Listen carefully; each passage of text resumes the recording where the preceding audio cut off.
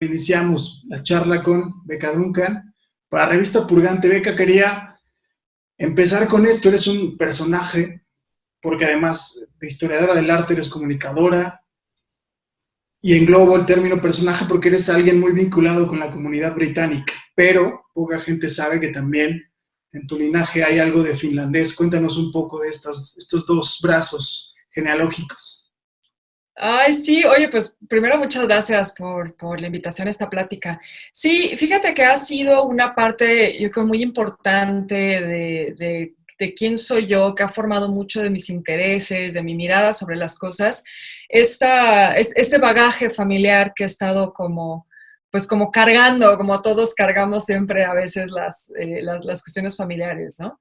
Yo traigo por el lado materno toda esa parte de la comunidad británica, que es, digamos, la comunidad con la que he estado más activa, simplemente porque me tocó un poco más de cerca. Yo crecí en casa de mi abuelo era inglés, él era de Yorkshire, de una zona que se dedica principalmente a la lana, una zona, la ciudad más grande de ahí es Bradford. Entonces él llegó a México, pues precisamente en el mundo textil, una vez terminada la Segunda Guerra Mundial, él había peleado en la guerra, fue paracaidista, después estuvo en inteligencia, y yo creo que se decepcionó de Europa después de haber vivido una cosa así, y empezó a buscar suerte en otro lado. Él viajaba mucho por su trabajo desde antes de la guerra, ya se dedicaba a los textiles, entonces había ido a China, México, pero bueno, se vino para acá. Y curiosamente aquí en México conoció a mi abuela finlandesa, a quien yo ya no conocí. Entonces esa parte finlandesa ha estado muy presente en mi vida, a través de las memorias de mi mamá, ¿no? Que se acordaba o se acuerda mucho de mi abuela, algunas tradiciones que se adoptaron en la casa, pero digamos que es algo con lo que he tenido menos contacto yo directamente, mientras que con la comunidad británica, habiendo crecido con mi abuelo, pasé toda mi infancia ahí, estuve en una escuela británica aquí en México, y bueno, ha seguido siendo como una comunidad con la que tengo mucho contacto. Entonces, lo finlandés está ahí, te digo, por un linaje materno, por una relación, pues, o bueno, por un vínculo a través de mi mamá, que ha de alguna manera tratado de mantener viva la memoria de mi abuela a través de ciertas cosas, pero es algo que, digamos, no lo tengo tan asimilado como la parte británica, podríamos decir, ¿no? Oye, seguramente de esta conciencia familiar, histórica del viaje, de la migración, viene algo que te interesa y que te obsesiona mucho, que es estos viajeros que llegan a México y que no solo llegan a México, sino que ven en México una fuente creativa, una fuente artística.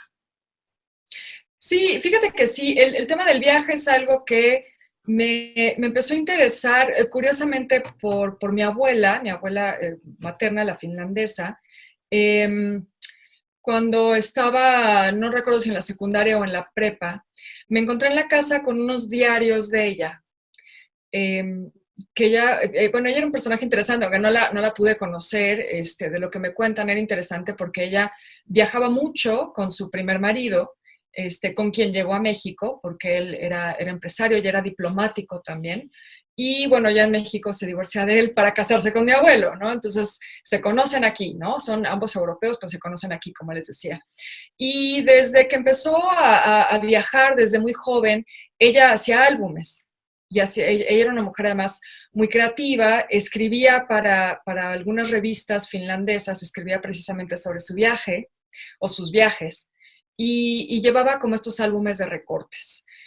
Yo no hablo finlandés, por supuesto, ¿no? Entonces, pues los textos no tengo idea qué dicen, pero desde que encontré esos diarios me llamó mucho la atención, sobre todo las partes que dedicaba a México. Me parecía como muy interesante como ella, una mujer que venía de un mundo gélido, ¿no? Helsinki es una ciudad que, bueno, yo creo que 8 meses al año es helada, viven casi en la nieve constantemente. Entonces, ¿cómo ella veía este mundo tan cálido, tan soleado? ¿Qué le llamaba la atención?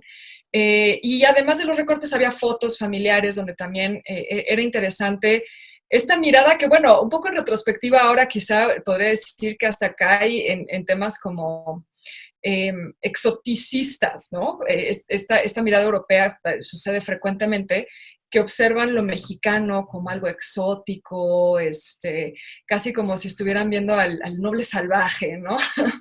Pero bueno, a mí me llamaba la atención eso, cómo mi familia podía ver este mundo que por supuesto para mí me resultaba muy natural, pero para mis abuelos era algo completamente ajeno y distinto. Entonces creo que ahí me empezó a llamar la atención un poco este tema de la mirada sobre un lugar nuevo. Y ya una vez que estaba estudiando historia del arte, descubrí lo que para mí es todo un género de la historia del arte mexicano, que es el de los artistas viajeros. Estos artistas que a partir del siglo XIX comenzaron a venir a México en un momento en el que México era una nación que apenas estaba surgiendo, ¿no? Era una nación nueva y por lo tanto también era un mundo que estaban viendo por primera vez. Era pues un mundo que había estado muy cerrado por los españoles, no había estado muy protegido como parte del reino español y había pocas oportunidades para que otros extranjeros pudieran venir. Entonces, en el 19 se vuelve muy interesante para los europeos conocer no solo México, sino América en general, ¿no? Conforme también se van dando estos procesos de independencia. Entonces, me empecé, ahora sí que a clavar en el tema, me pareció muy interesante, sobre todo, por supuesto, por este vínculo familiar, la parte de los británicos que vinieron como parte de esos pues de esos grupos de exploradores, de aventureros, que empiezan con Alexander von Humboldt y siguen a lo largo del siglo XIX. Y otro momento que me ha interesado mucho es ya una vez en el siglo XX, cómo también México se pone de moda. A ver si quieres, detenemos ahí justo con Humboldt, hablabas, él era un varón alemán y para ti es el punto de inflexión, digamos, de esta mirada ajena que ya tiene que ver con una mirada que trasciende al colonialismo puro, sino ya con fines más divulgativos, artísticos, de todo este tipo. Sí, sí, Humboldt va a ser un parteaguas y creo que en general hay un consenso en eso, ¿no? Había ya desde antes, desde el siglo XVIII realmente es cuando se populariza, un tema que se conocía como el Grand Tour. Y el Grand Tour era el viaje que hacían los jóvenes de la élite que estaban estudiando y querían ver de primera mano el mundo antiguo, en Grecia, Roma, pero también empezar a establecer contactos con instituciones en otros lugares, ¿no? Entonces querían ir a ver qué se estaba estudiando en las universidades del resto de Europa. Una vez que surgen también los primeros museos o gabinetes de curiosidades, también quieren ir a ver qué se está exhibiendo ahí. Entonces eso es algo que realmente ya desde el siglo XVIII está muy presente. ¿Qué sucede con Humboldt? Que el Grand Tour se extiende a América. Ese va a ser el primer momento en el que estos jóvenes europeos comienzan a ver no solo el pasado de Europa como algo digno de estudio o algo que les interesa, sino también comienzan a interesarse por América. También porque particularmente ya más adelante en el siglo XIX, va a haber una visión muy romántica sobre lo extranjero, lo que Gabriel Said llamó también el orientalismo cuando se trata sobre Oriente Medio y Oriente Lejano, ¿no? Va a haber una especie de orientalismo también enfocado a América. Y eso empieza con Humboldt, porque es el primer, digamos, europeo no español o que no es parte del reino de España o de las colonias españolas, que a quien se le permite la entrada a la Nueva España. Ahí habría que hacer también alguna acotación. Hay algunos que sí llegan. Llega, por ejemplo, Thomas Gage, que era un monje británico en algún momento. Pero bueno, digamos que era raro y tenía que ver con que España era quería proteger mucho lo que había en la Nueva España, la riqueza que había en la Nueva España. Pero Humboldt, siendo, como bien dices, un varón, un hombre además de una mente privilegiada, consigue, digamos, el permiso del rey para venir a México a hacer un estudio a la Nueva España, para hacer un estudio sobre la Nueva España. Y de ahí sale su ensayo político del Reino de la Nueva España, ¿no? Que era un estudio principalmente geográfico, porque él, y esto hay que dejarlo bien claro, no deja de ser un colonialismo, es un colonialismo quizá más intelectual, ¿no? Pero ¿cuál es el punto de Humboldt? Es que él cree que los españoles no están explotando del todo toda la riqueza que hay. Él siente que se podría explotar mejor y para explotarlo mejor tienen que conocer, por supuesto, también mejor sus recursos. Entonces Humboldt llega con esa intención que en el camino se da cuenta de muchas cosas, y es muy cierto, tiene la sensibilidad para darse cuenta que hay muchas injusticias sociales sucediendo aquí, pero el punto es la explotación de los recursos. Y con esa mirada también van a llegar muchos de los otros viajeros que algunos siguen literalmente la ruta de Humboldt, eso es bien interesante. Hay algunos, Rugendas sería, por ejemplo, uno de los pintores alemanes que también viene, y él literalmente va siguiendo como si Humboldt hubiera hecho casi como una guía del viajero, ¿no? Entonces sí va a ser un punto de inflexión importante, pero te digo, se integra como a esto otro que ya estaba sucediendo en Europa, particularmente entre los británicos, porque claro, son una isla, y entonces el Grand Tour se vuelve muy importante para los británicos para empezar a establecer contactos en el continente y de ahí también en América. Y Humboldt fue un personaje con una relación ambivalente con México, fue incluso ciudadano mexicano, eh, pero además en diversas cartas hay evidencia que o sea, tenía cierto temor por una posible plaga, que no dejaba de despertarle cierto escepticismo el estar en el país, una relación ambivalente con México, ¿no? Sí, fíjate que es interesante porque por un lado le causa una impresión muy profunda. Si uno lee sus textos, que como les digo, está el ensayo político, que es como el reporte que entrega el rey de España, pero también están sus diarios, donde en sus diarios encontramos realmente una perspectiva obviamente más subjetiva y podemos darnos una idea de qué estaba pensando él mientras estaba recorriendo México o, bueno, la Nueva España.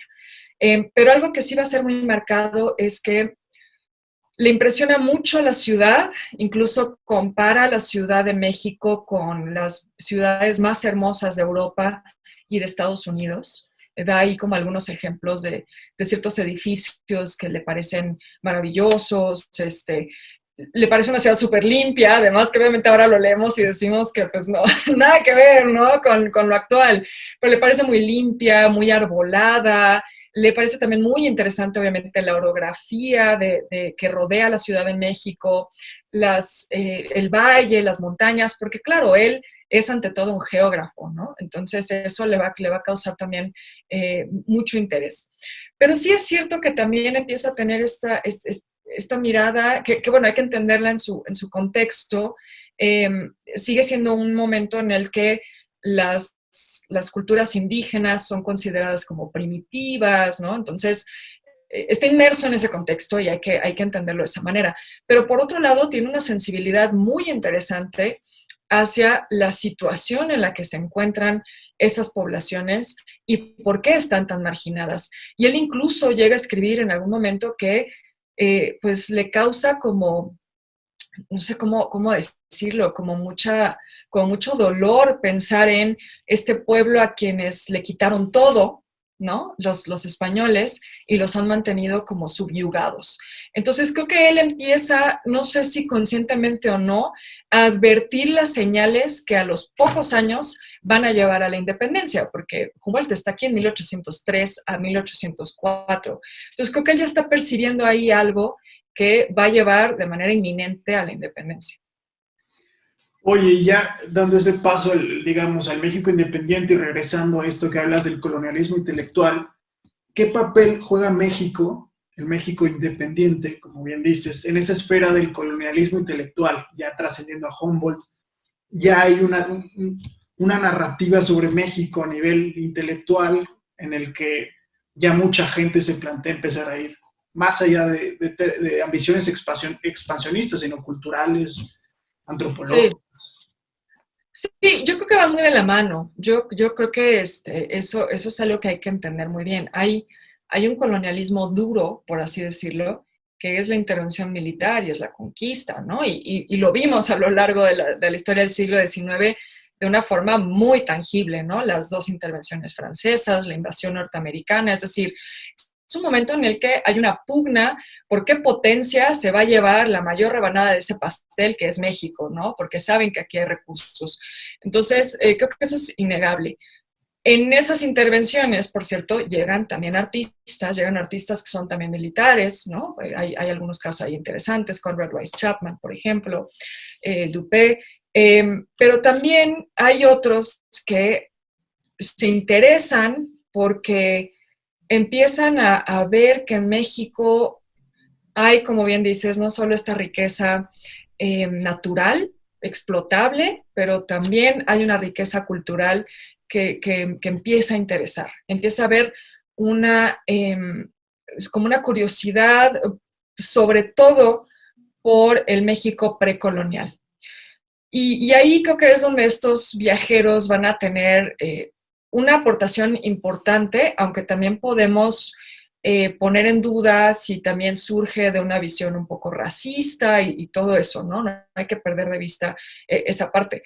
Pero van a venir a hacer descubrimientos, hallazgos arqueológicos importantes, van a venir a hacer registros también muy importantes de esos sitios. Y creo que eso es sí, más que un interés expansionista, como bien dices, tiene que ver con un interés cultural que no deja tampoco de tener algunos visos de colonialismo, ¿no? Porque no hay que olvidar que llegan a hacer descubrimientos arqueológicos, pero luego también hacen saqueo de piezas y se las llevan a los museos europeos, ¿no? Entonces, siempre creo que está como en este límite. Y de pronto también muchas veces sucede que en las imágenes que nosotros vemos muy inocentemente como paisajes, que era un género que comenzaba a ponerse de moda en esa época en México, precisamente a raíz de la llegada de todos estos viajeros.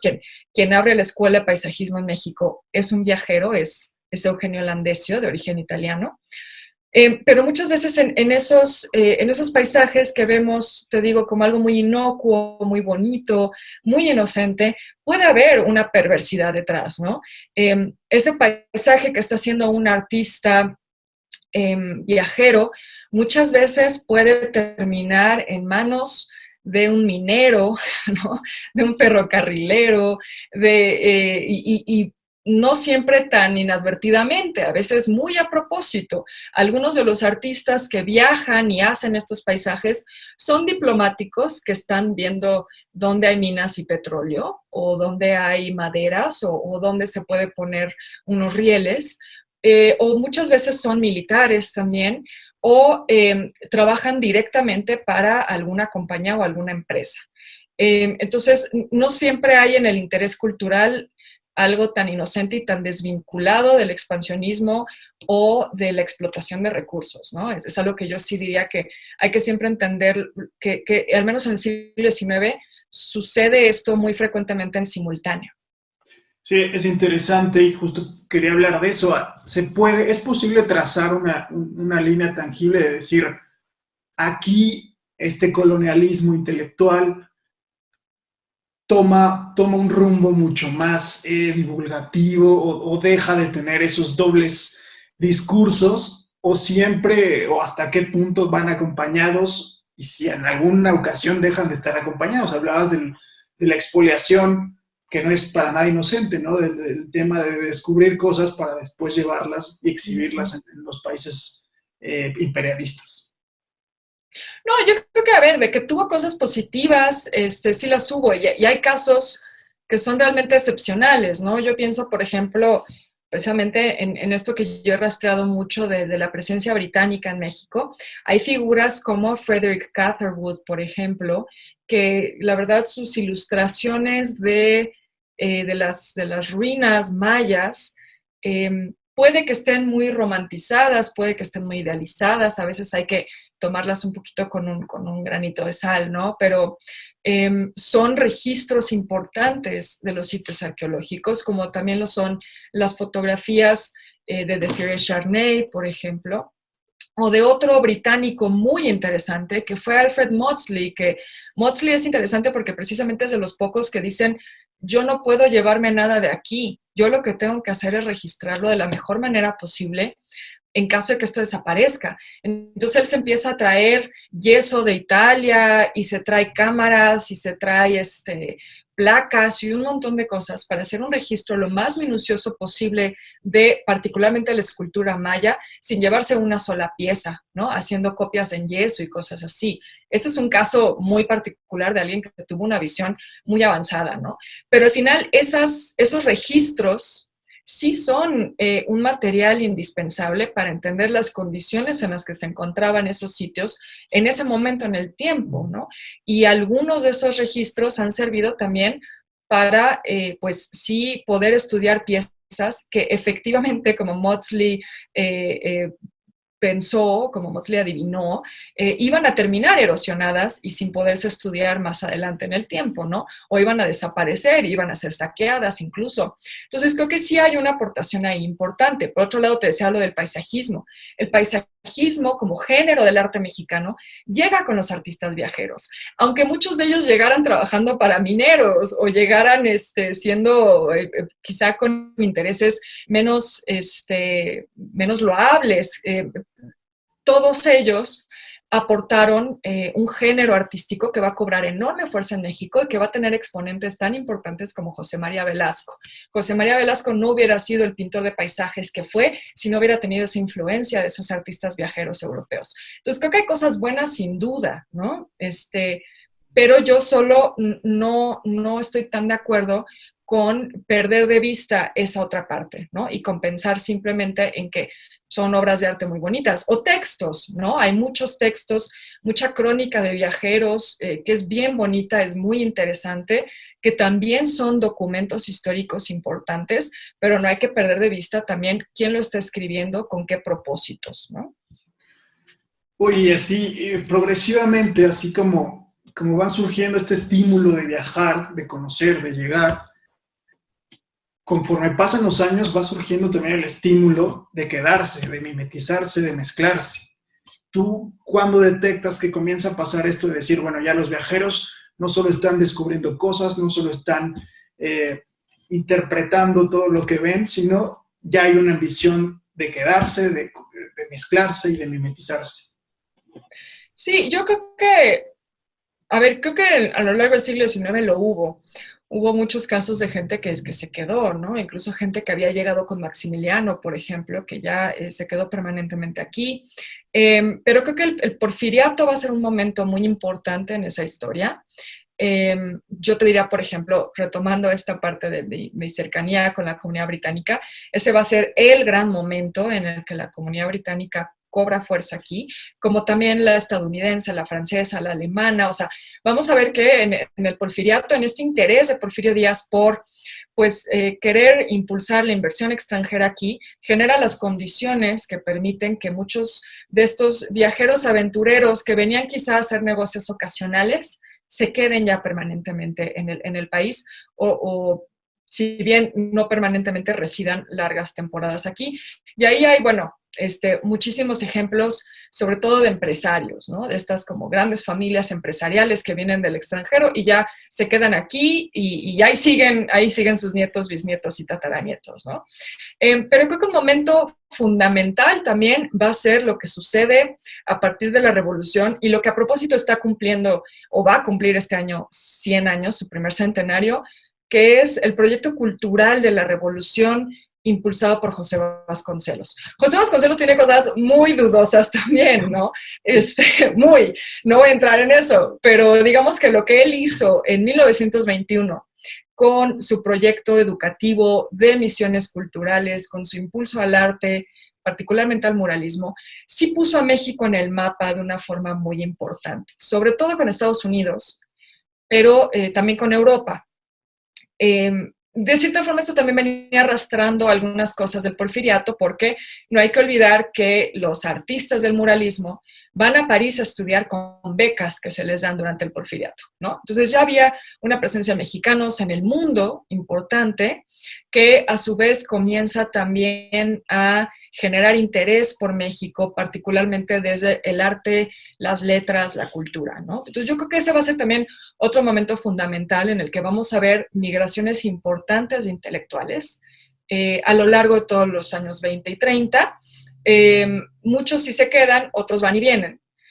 Pero sin duda para mí el otro gran momento va a ser durante el gobierno de Lázaro Cárdenas, particularmente con el exilio español y la migración de otros grupos que vienen huyendo de particularmente el nazismo, pero podríamos decir del fascismo europeo en general, porque lo cierto es que Cárdenas no fue tan benevolente con los judíos como lo fue con los españoles, ¿no?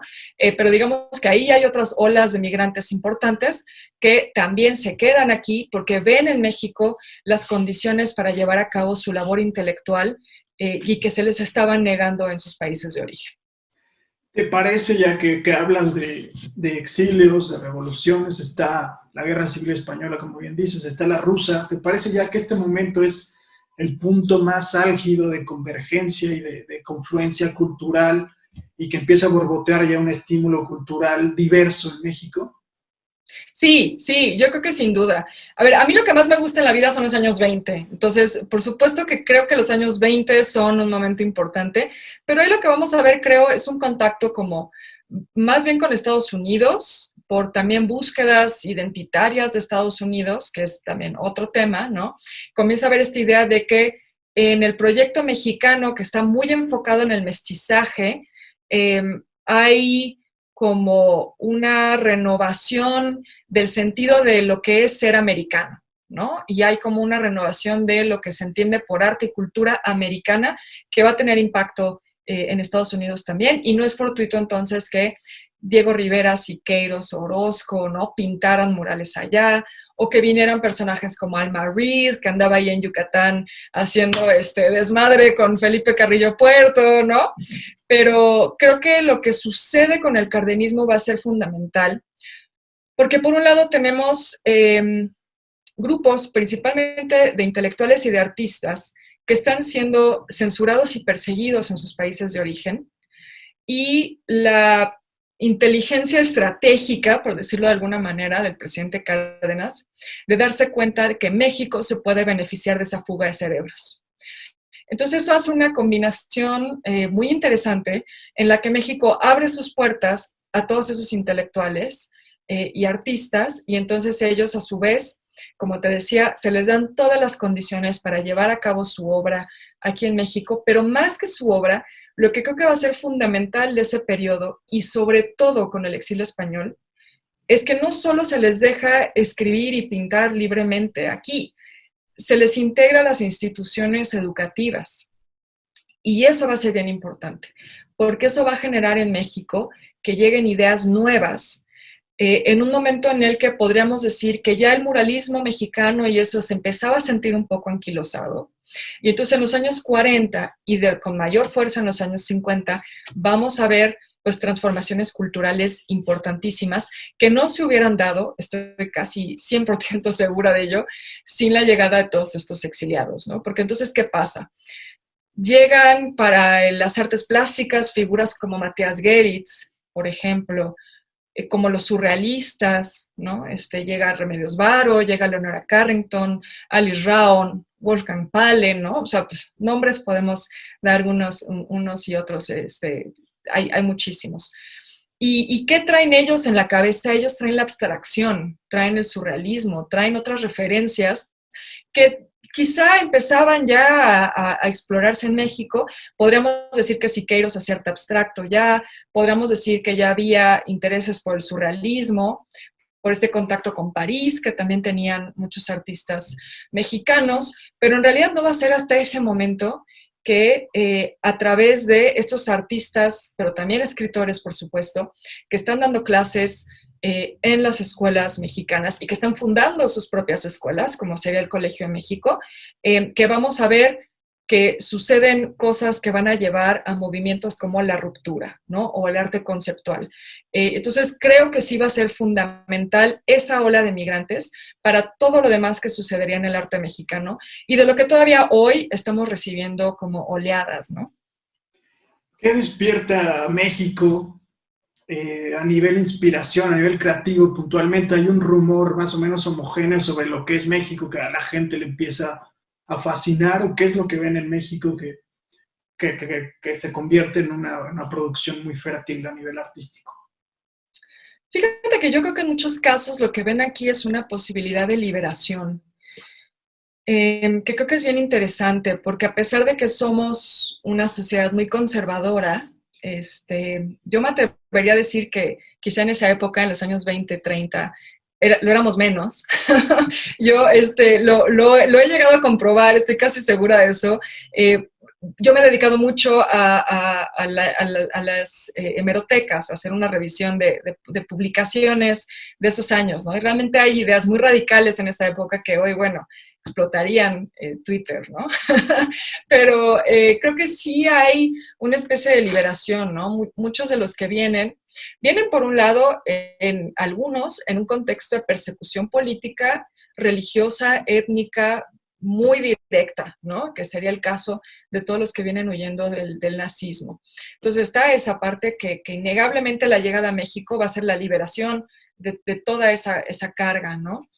Y ahí encontramos, pues sí, ejemplos como Hannes Meyer, ¿no? El arquitecto, Fanny Rabel, la pintora, bueno, infinitos personajes también que vienen no solo del exilio español, sino digamos, de esta, eh, como refugiados, ¿no? Del nazismo.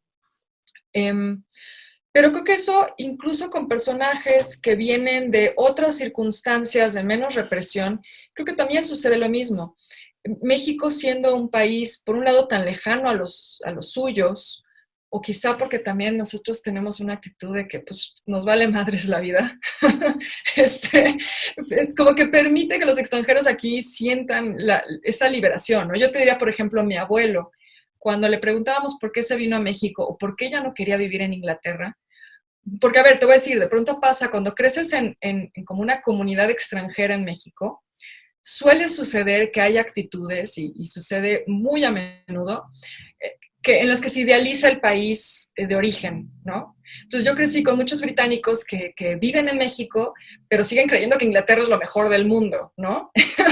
Y que en Inglaterra nunca van a tener los problemas que hay aquí, o tratan de hacer como una mini Inglaterra en México. Eso sucede, ¿no? Entonces, mi abuelo, que no tenía para nada esa actitud, a pesar de estar presente en la comunidad y trabajó mucho en formar muchas de las instituciones que hoy son fundamentales para la comunidad, él se fue a vivir a Coyoacán cuando todos vivían en las lomas, ¿no? Y decía, ¿para qué quiero estar rodeado de ingleses? Y por eso me fui de Inglaterra, ¿no? O en sus vacaciones, nunca jamás se llevaba a mi mamá y a mis tías y a mi tío a Inglaterra.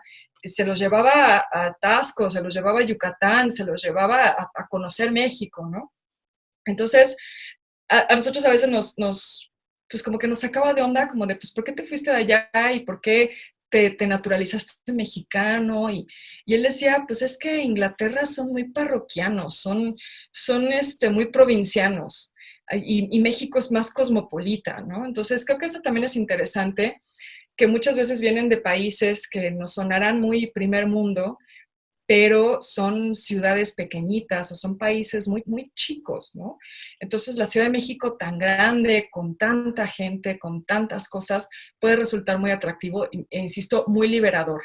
Y creo que también sucede con otros casos, como te digo, de personajes que quizá no vienen de contextos represivos, de gobiernos totalitarios, pero vienen con cuestiones como problemas más sociales o pienso, por ejemplo, pronto en William Burroughs y esa como homosexualidad velada, pero muy presente constantemente. El mismo caso con D.H. Lawrence, por ejemplo, o Langston Hughes, el escritor afroamericano, que están lidiando con una dificultad de que su mundo los acepte como lo que son, y entonces la posibilidad de ser el gringo excéntrico en México, el loco, el güero loco, les abre como esa posibilidad de ser quienes son realmente y de liberarse. Entonces creo que eso es algo que ofrece México sin duda.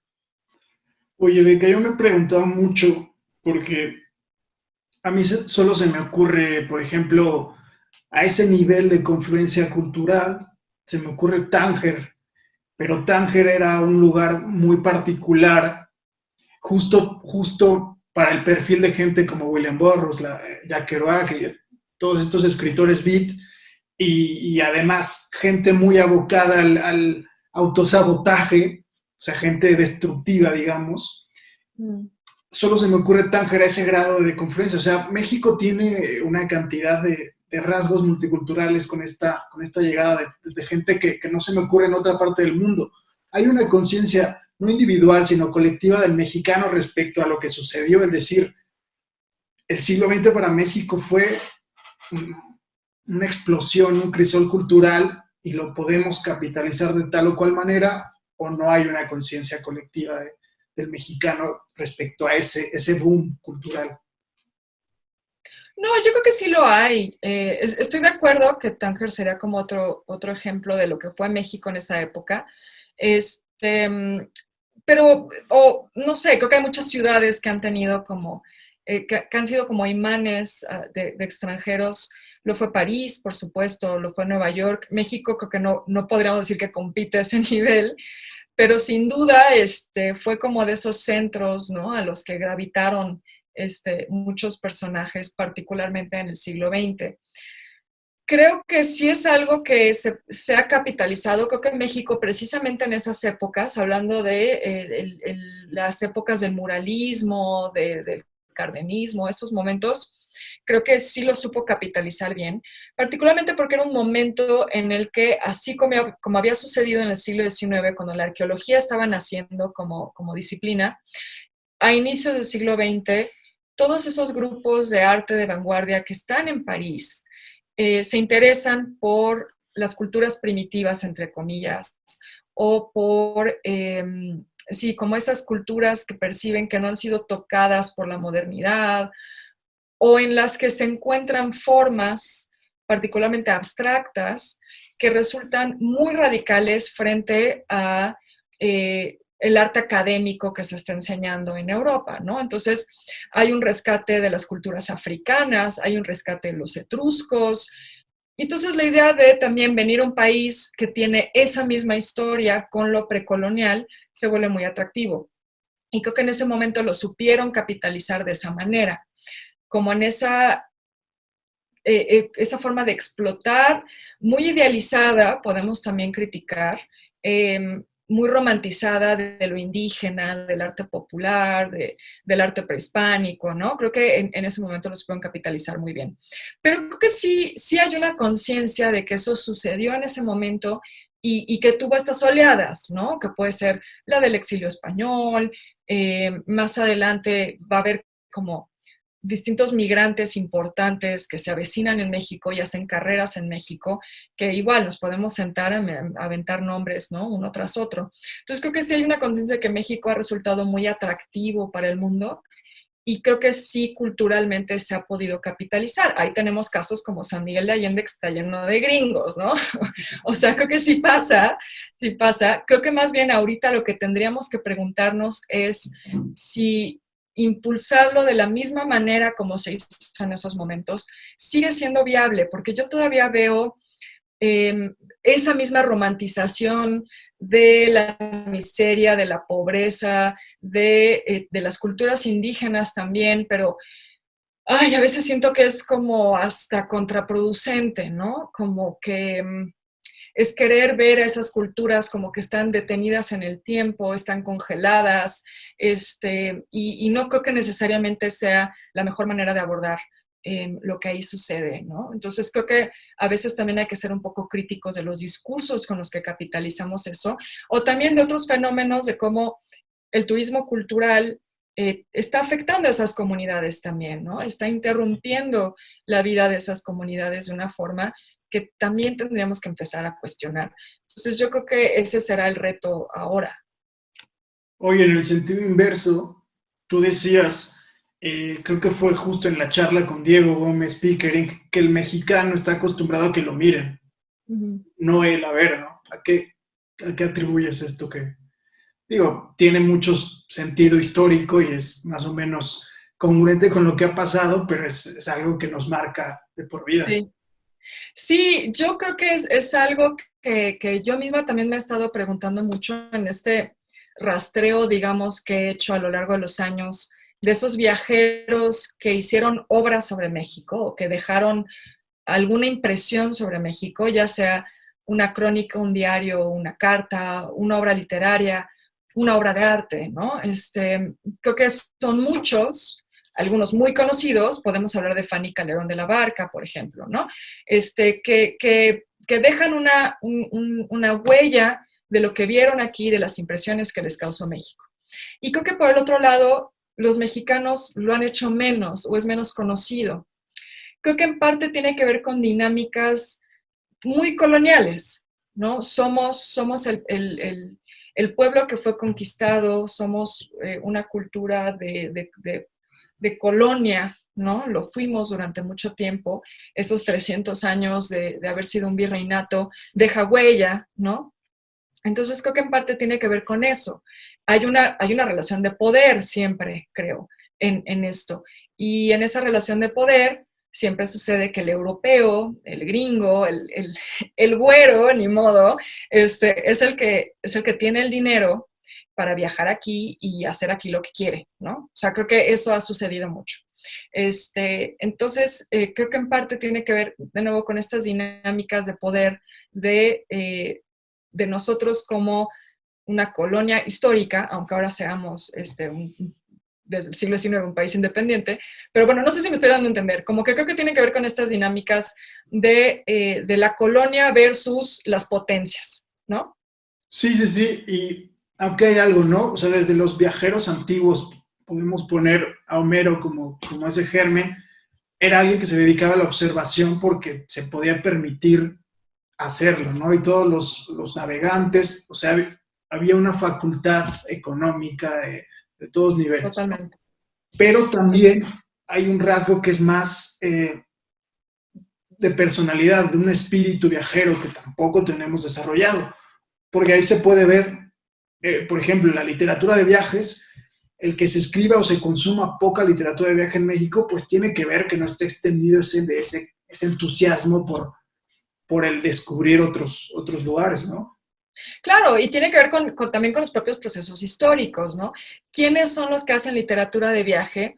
Los que viven en naciones expansionistas, colonizadoras, ¿no? Donde el viajar a otro lugar, aunque no sea de nuevo con esta idea de hacer una conquista dura militar, ¿no? De explotación, pues va acompañado de los aventureros que quieren conocer otros mundos. Pero como dices, son los que tienen la posibilidad económica de hacerlo por un lado, que pueden viajar por placer, ¿no? Que es otro tema importante, pero que crecieron con esta cultura de embarcarse hacia el mundo y tratar de conquistarlo, ya sea con la espada o con la pluma, ¿no?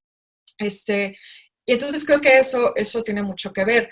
Lo interesante es que tampoco es que no haya mexicanos que hayan volteado la mirada hacia esas potencias. Hay algunos ejemplos maravillosos. Uno que a mí me encanta es, por ejemplo, José Juan Tablada en Nueva York. Su columna en el Universal, Nueva York de día y de noche, es una maravilla porque precisamente lo que nos permite ver es cómo un mexicano revierte la mirada hacia esa potencia que unos años atrás había tratado de invadirnos, ¿no? Y que constantemente podemos decir que ha habido un esfuerzo, pues de cierta forma colonialista de Estados Unidos, ¿no? Creo que es innegable. Podrá ser a través de la economía, podrá ser a través de la televisión, podrá ser a través de la Coca-Cola, pero está, ¿no? Está de alguna manera latente. Entonces creo que es bien interesante justo cuando esa operación se revierte, que es justo lo que yo le decía a Diego Gómez Pickering, ¿no? A mí me dio mucho gusto la invitación a presentar su libro y la lectura de los diarios que ha hecho, que ya son varios, porque es de nuevo es la mirada de un mexicano sobre el extranjero. Los diplomáticos lo han hecho mucho, eso es importante decir que es el caso de Diego, pero también de muchos otros, y creo que tiene que ver con lo que dices, son los que tienen la posibilidad de viajar y de dedicarse a observar. No estoy diciendo que los diplomáticos no trabajen, por supuesto, pero digamos que tienen esa posibilidad de estar observando al otro, ¿no? Que además sucede cuando viajas. Cuando viajas siempre te llama la atención de, mira, aquí comen esto, o qué raro, aquí le echan catsup a esto, ¿no? Aunque sean las cosas como más raras, pero te llama la atención. Y el tema es que sí, hay quienes han crecido con esa cultura del viaje y también con quienes hay ciertos sectores de la población que han podido dedicarse a viajar y a escribir y no son todos, ¿no? Y lamentablemente en México son los menos. Además, ahí en la diplomacia puntualmente fue un proceso, digamos, inverso, ¿no? Son intelectuales, escritores, viajeros devenidos en diplomáticos, ¿no? Está Sergio Pitol, Carlos Fuentes, el propio Octavio Paz. Sí, sí, sí, sí. Son gente que se dedica a escribir y que aprovecha una posición privilegiada en todos sentidos para desbordar toda esa mirada. Exacto, ¿Quién crees que, exacto. Sí. quién crees que propiciaba esto? Que, o sea, había una conciencia desde México de colocar a esas personas en esos puestos o era un estímulo totalmente individual. Bueno, fíjate que con el tema de la diplomacia es algo que yo he trabajado poco, tengo que admitir, pero yo creo que se da naturalmente, incluso si uno revisa, digo, más allá del caso mexicano, es muy frecuente que las personas o los perfiles que los países consideran los más aptos para la diplomacia sean a menudo escritores, intelectuales, ¿no? Porque creo que si justo lo que quieres es tener buenas relaciones diplomáticas, creo que necesitas mandar a gente que tenga la capacidad de aceptar que hay otros puntos de vista y que hay otras perspectivas. Y creo que quienes mejor lo entienden son los artistas y los escritores, ¿no?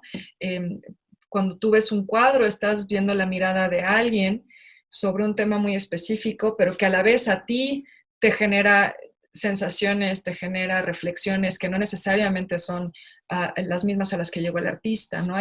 Siempre hay una subjetividad inherente en el arte y el artista está acostumbrado a que le digan, pues ese cuadro no me gustó y no pasa nada, ¿no? Digo, a veces uno se toma la crítica mejor que otros, pero creo que sí hay en las artes, en todas las artes, se permite esa subjetividad y esa multiplicidad de ideas que por supuesto van a llevar en el ámbito político casi siempre a buenas relaciones diplomáticas, ¿no? Lo mismo con los escritores. Cuando tú lees una novela, o incluso aunque leas un ensayo o una cosa, un ensayo, perdón, una autobiografía, lo que sea, aunque no sea ficción, estás entrando a la cabeza de otra persona. Estás por un momento convirtiéndote en esa otra persona. Y eso es bien importante porque creo que incluso ahora es más importante que nunca, ¿no? La empatía, el poder ponerte en el lugar de otro, es algo que los artistas, los escritores, los intelectuales hacen todo el tiempo. Entonces, no me parece tan raro que esos sean los perfiles que funcionan para la diplomacia. Oye, Vicky, volviendo un poco a lo anterior, ¿cómo sensibilizas o cómo romantizas las miradas de un pueblo, una sociedad abocada a sobrevivir? Porque en realidad México es su mayoría una sociedad del día a día, ¿no? Entonces, a mí me conflictúa mucho la relación que tiene México respecto a Centroamérica, por ejemplo, o hacia Sudamérica, ¿no? Si bien las distancias con Sudamérica pueden ser casi las mismas que Europa a nivel geográfico, porque es un continente muy grande, no hay este espíritu de colaborativo, de explorar, de entender, incluso como en su día los colonialistas, de imponer narrativas o de decir, mira, tenemos aquí abajo determinados países, o sea, ¿cómo construyes esa mirada eh, sensible y romántica en un pueblo que normalmente está ocupado sobreviviendo en el día a día? ¿Se puede hacer? Sí, a ver, yo creo que sí se puede hacer. No, no sé necesariamente que yo tenga la respuesta, pero creo que ha habido momentos en los que México sí lo ha hecho, ¿no? Hubo momentos a mediados del siglo XX donde un término que era muy frecuente y que era fundamental para mexicana era el panamericanismo. Y eso también venía de cierta forma de Estados Unidos, ¿no? Era una agenda muy clara, muy política de Estados Unidos para impedir que llegara el comunismo a América Latina, ¿no? A su esfera de influencia, por decirlo de alguna manera. Pero creo que en México permeó mucho eso, y entonces creo que sí hubo un espíritu de colaboración con Latinoamérica importante, ¿no? Empezó a haber también como un rescate aquí de figuras como Bolívar, ¿no? O más interés por esas figuras históricas de América Latina. Pero creo que lamentablemente sí llevamos ya un buen rato que solo volteamos al norte, ¿no? Y creo que en parte tiene que ver con esto que dices de la supervivencia. La cercanía con Estados Unidos ha marcado a México para bien y para mal. El tener como vecino una potencia de ese tamaño, pues va a tener un impacto importante no solo nuestra relación con Estados Unidos, sino nuestra relación con el mundo, ¿no? Es algo que, por cierto, hace poco aquí en casa estábamos platicando de, por ejemplo, la relación con Trump, ¿no? Siempre va a ser un problema tener peleas con el vecino del norte o no llevar una buena relación con el vecino del norte, porque en esa relación de poder nosotros estamos en desventaja siempre. Entonces creo que eso ha llevado a una tendencia a preocuparnos demasiado por lo que sucede allá y por cómo reaccionamos nosotros a lo que sucede allá, que como bien dices, siempre es reacción, ¿no? O sea, siempre ellos hacen algo y reaccionamos nosotros, nunca es al revés. Pero eso es algo que históricamente ha sido parte de quienes somos, desde la invasión de 1847. Hay momentos en los que bajan las tensiones, momentos en los que suben, ¿no? La revolución, con calles, con la expropiación petrolera, o sea, como te digo, hay como altibajos en nuestra historia, los ha habido siempre, pero justo creo que eso es lo que lamentablemente ha hecho que nos enfoquemos mucho en Estados Unidos y nos olvidemos de Latinoamérica. Creo que sí es lamentable, pero bueno, creo que de nuevo la empatía es fundamental y entender que así como Estados Unidos es el gran vecino del norte para nosotros, pues México es el gran vecino del norte para Centroamérica, ¿no? Entonces creo que sí tenemos que también empezar pues pensar en esa otra relación de poder que hay allá y en cómo tratar de nivelarla un poquito, ¿no?